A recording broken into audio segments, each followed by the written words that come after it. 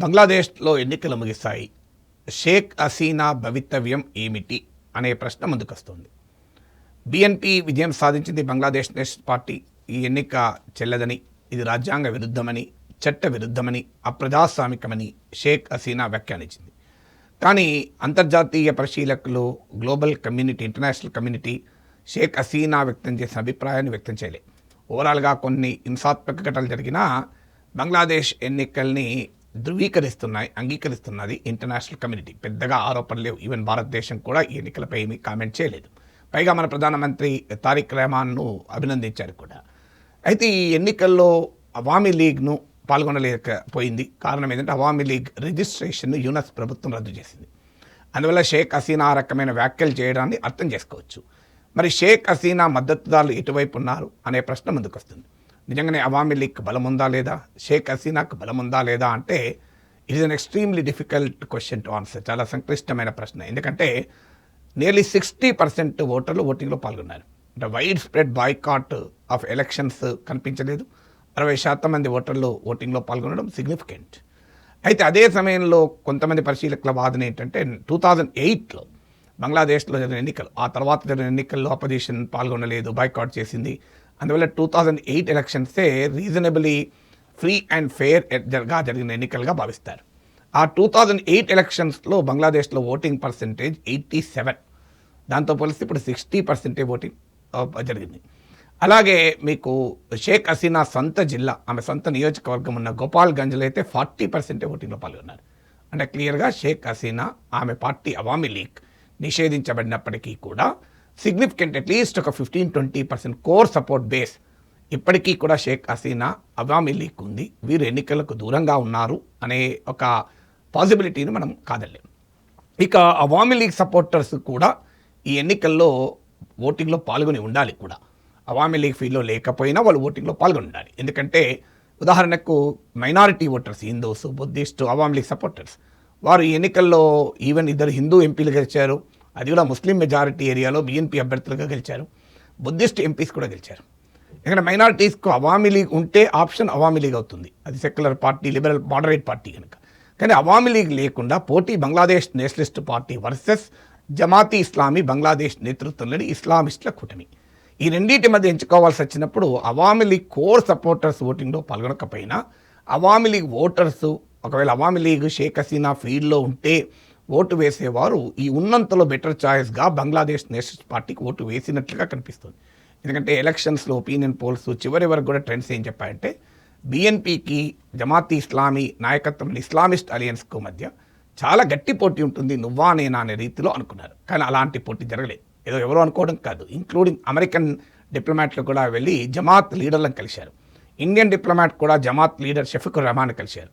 అంటే everybody was expecting very close fight. Bangladesh national పార్టీకి జమాత్ ఇస్లామీ నాయకత్వంలోని ఇస్లామిస్ట్ కూటమికి మధ్య వెరీ నారో కంటెస్ట్ ఉంటుంది అనుకున్నారు. వాస్తవంగా అవామీ లీగ్ ఫీల్డ్లో ఉన్నప్పుడు ఈ 2 పార్టీలు కలిసే ఎన్నికలు పోటీ చేశాయి, మిత్రపక్షాలకు కూడా. కానీ రిజల్ట్ కంప్లీట్గా డిఫరెంట్ ఉంది. 212 సీట్స్ బంగ్లాదేశ్ నేషనలిస్ట్ పార్టీకి వచ్చాయి 299లో. 70 సీట్స్ మాత్రమే జమాత్ ఇస్లామీ బంగ్లాదేశ్ నాయకత్వంలో ఇస్లామిస్ట్ కూటమికి వచ్చింది. వాస్తవంగా షేక్ హసీనాకు వ్యతిరేకంగా జరిగిన ప్రజా వెలువలో జమాత్ ఇస్లామీ బలపడినట్టుగా కనిపించింది. ఎందుకంటే that was more organise force. ఎందుకంటే అప్పటికి ఖలీదాజీ ఆరోగ్యం బాగాలేదు, తారిక్ రెహమాన్ ప్రవాస జీవితం లండన్లో ఉన్నాడు. అందువల్ల ప్రజల యాంటీ షేక్ హసీనా ప్రొటెస్ట్లో అందరూ పాల్గొన్న relatively more organise group Jamaat Islami. దానికి తోడు ఈ ఉద్యమంలో పాల్గొన్న స్టూడెంట్ లీడర్షిప్, వాళ్ళు నేషనల్ సిటిజన్ పార్టీగా ఫామ్ అయి జమాత్ ఇస్లామీ బంగ్లాదేశ్తోనే సంబంధాలు కలిగి ఉన్నారు. మహమ్మద్ యూనస్ కూడా, ఇంటరిమ్ అడ్మినిస్ట్రేటర్ కూడా జమాత్ ఇస్లామీ బంగ్లాదేశ్పై నిషేధాన్ని ఎత్తివేసి ఆ ఇస్లామిస్ట్ అలియన్స్కి అనుకూలంగా ఉన్నారు. ఇలా ఉన్నా కూడా బీఎన్పీ భారీ విజయం సాధించింది అంటే it's clear indication. Awami league ఫీల్డ్లో ఉంటే అవామీ లీగ్ ఓటు వేసేవారు కూడా ఉన్న ఛాయిస్ల్లో జమాత్ను దూరంగా పెట్టాలి కనుక బీఎన్పీ వెనకాల ఓటు వేసినట్టుగా కనబడుతుంది. ఎందుకంటే ఇది గమనించే బంగ్లాదేశ్ నేషనలిస్ట్ పార్టీ చాలా సెక్యులర్ మోడరేట్ వాయిస్ వినిపించింది. ఎక్కడ ఎన్నికల సమయంలో భారత వ్యతిరేక ప్రచారము చేయలేదు. మతం వ్యక్తిగతము, రాజ్యం అందరిది అంటూ తారిక్ రెహమాన్ సెక్యులర్ వాయిస్ వినిపించాడు. ఈవెన్ హిందూ, బుద్ధిస్ట్ క్యాండిడేట్లను కూడా ముస్లిం మెజారిటీ కాన్స్టిట్యున్సీలో నిలబెట్టాడు. సో రూల్ ఆఫ్ లా, చట్టబద్ధ పాలన ఫాలో అవుతామని, లా అండ్ ఆర్డర్ మెయింటైన్ చేస్తామని, ఇలా ఎకనామిక్ జస్టిస్ ఇస్తామని చాలా మోడరేట్ బంగ్లాదేశ్ నువ్వు ప్రపోజ్ చేశారు. అటు ఇండియాకు పాకిస్తాన్కు ఈక్విడిస్టెంట్గా ఉంటాం, సమదూరం పాటిస్తామని ఇలాంటి హామీలను ఇచ్చారు. సో దీన్ని బట్టి చూస్తుంటే క్లియర్గా అవామీ లీగ్ సపోర్టర్స్ కూడా చాలామంది బీఎన్పీకి ఓటు వేసి ఉండాలి.